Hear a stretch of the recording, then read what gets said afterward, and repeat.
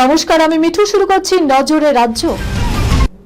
শনিবার রবীন্দ্র সদনের প্রতিবাদী লেখিকা তাসলিমা নাসরিনের ফেরা উপলক্ষে সাংস্কৃতিক সন্ধ্যায় যা ঘটল সেই ঘটনাকে এভাবে ব্যাখ্যা করা যায়। মঞ্চে ভাষণ রাখতে গিয়ে তাসলিমা আমন্ত্রণ জানিয়েছিলেন প্রবাদ প্রতিম কবি জয় গোস্বামীকে, কিন্তু দর্শকদের সমবেত আপত্তিতে কবি মঞ্চে পৌঁছাতেই পারলেন না। মাঝপথে ফিরে যান নিজের আসনে।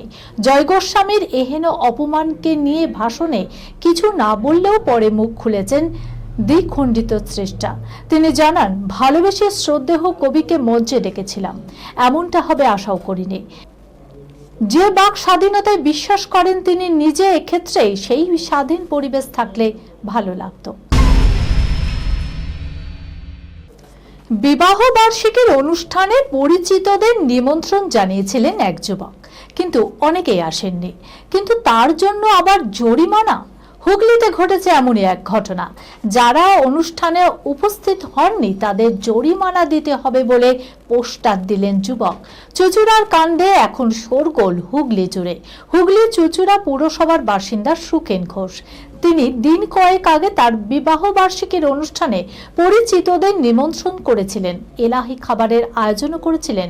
কিন্তু অভিযোগ, অনেকেই সেই অনুষ্ঠানে উপস্থিত হননি, তাতে অনেক লোকসান হয়েছে বলে দাবি করেছেন তিনি। আর তার জন্যই 500 টাকা জরিমানা ধার্য করেছেন তিনি।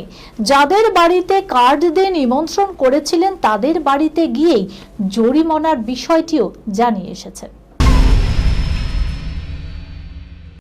সোশ্যাল মিডিয়ায় নিব্বা নিব্বি এই দুটি শব্দ নিয়ে এখন তুমুল চর্চা।